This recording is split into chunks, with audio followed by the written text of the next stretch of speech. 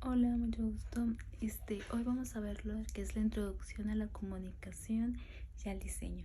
Veremos los conceptos de qué es la comunicación, qué elementos la componen, cuáles son los tipos de lenguaje, cuáles son las características de estos lenguajes. También vamos a ver la manera en cómo nos comunicamos y un poco de la historia de la comunicación. La comunicación y sus elementos.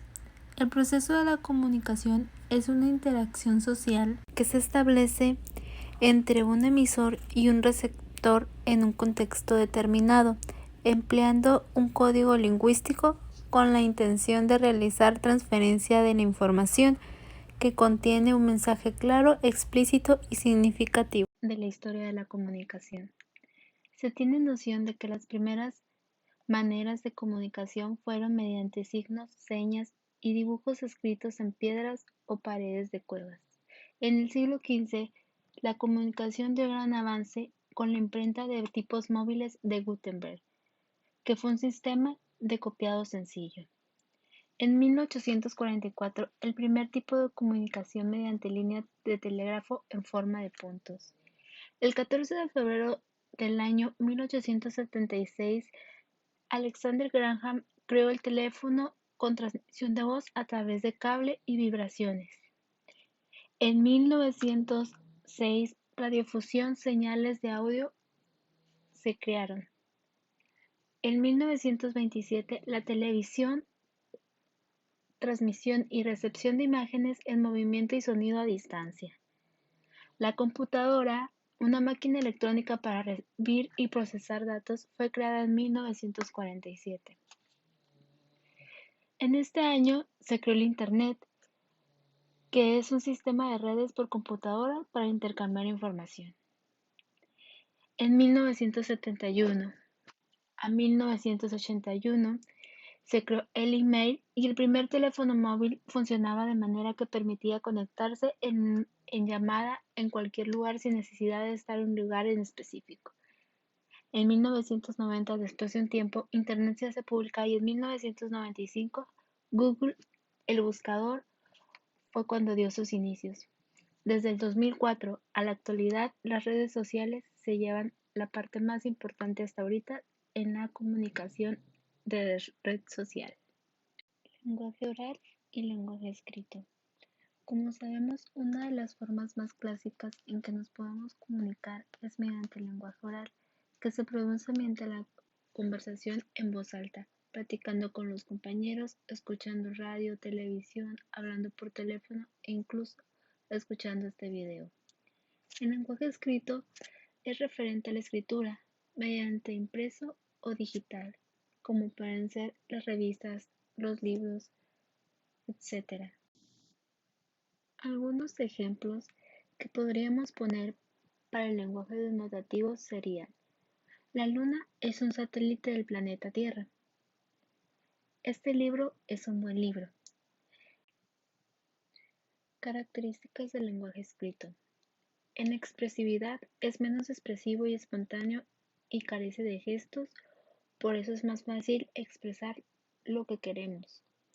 En vocabulario se puede usar un vocabulario más extenso, apropiado, ya que da tiempo de pensar y se puede corregir lo que estamos escribiendo. Las características del lenguaje oral. En expresividad, la expresión es oral, es espontánea y natural y está llena de matices y afectos que dependen del tono que empleamos, de los gestos, por eso tiene gran capacidad expresiva. Y el vocabulario se utiliza un vocabulario más sencillo y limitado. Normalmente está lleno de incorrecciones como frases hechas y repeticiones. Por mencionar algunas diferencias del lenguaje oral y escrito, una es que el lenguaje oral se percibe, el mensaje es inmediato, mientras que el lenguaje escrito no necesita de la presencia inmediata del receptor. El lenguaje oral es más espontáneo y personal, mientras que el lenguaje escrito es más técnico y evita los usos populares. El lenguaje oral dice que las palabras se las lleva el viento, mientras que el lenguaje escrito siempre tiene soporte de lo expresado.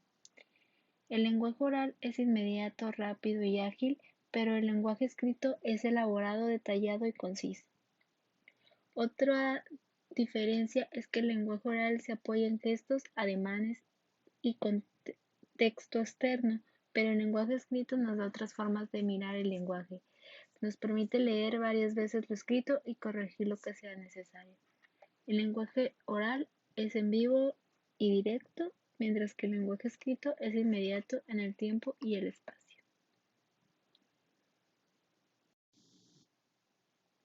Comunicación verbal y comunicación no verbal. La comunicación verbal desde hace muchos años atrás ha utilizado y ha sido una de las primeras herramientas que tiene el ser humano para poder comunicarse.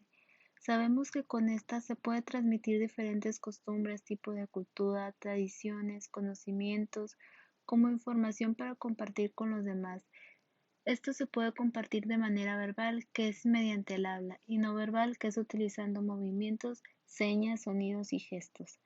La comunicación no verbal desarrolla varias funciones en el proceso de socialización, las cuales definen nuestra identidad, demuestra el grado o la capacidad que tenemos de relacionarnos, nos ayuda a comprender los mensajes sin necesidad de utilizar el lenguaje, pero a su vez también transmite emociones y sentimientos.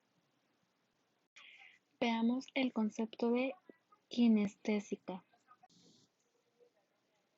Puede definirse como el término amplio usado para las formas de comunicación en las que se intervienen movimientos corporales y gestos en vez de o ademanes de los sonidos, el lenguaje verbal u otras formas de comunicación. Un ejemplo es cuando estamos hablando con una persona o en el trabajo y nos mandan a realizar algún pendiente, como entrar algunos documentos, enviar correo electrónico, y cuando este ya está realizado, nosotros vamos e informamos que ya quedó enviado y ellos nos responden con algún gesto, con la cara, alguna sonrisa o con el pulgar, manita arriba. Y eso se puede interpretar como una respuesta afirmativa que está bien o enterado. El concepto de proxémica. La proxémica se dedica a estudiar cómo se organiza el espacio en la comunicación lingüística. Se trata del análisis de las relaciones especiales entre los seres humanos y entre las personas, las cosas durante una interacción, considerando la distancia corporal y la postura adoptada. Un ejemplo de este sería cuando en nuestro trabajo nos toca compartir el mismo escritorio o cubículo con compañeros. Otro ejemplo podría ser una estética cuando varias personas de diferentes especialidades comparten un mismo espacio. Concepto de paralenguaje. El paralenguaje corresponde al componente vocal de un discurso, una vez que le hemos eliminado su contenido. Con el paralenguaje se informa sobre el estado de ánimo o las intenciones de la persona que habla. No es importante qué se dice, sino cómo se dice. Los elementos del paralenguaje son el tono, la ansiedad, el ritmo, la puntuación, la tipografía, etc. Un ejemplo del paralenguaje sería cuando estás en la oficina y llegas a entregarle una copia o algo a tu jefe y él, no sé, tal vez anda molesto o simplemente por querer contestar rápido te dice gracias, pero en un tono agresivo y fuerte. Entonces tú lo puedes interpretar como que algo hiciste mal o algo está mal. Muchas gracias por poner atención. Llegamos a la conclusión de que conocer sobre la comunicación y saber cada uno de sus elementos y cómo es que las diferentes maneras en que nos podemos comunicar, pues es muy importante, porque así podemos expresarnos de manera correcta, sin malas interpretaciones y todo. La verdad es un tema muy amplio y espero les haya sido de su agrado. Gracias.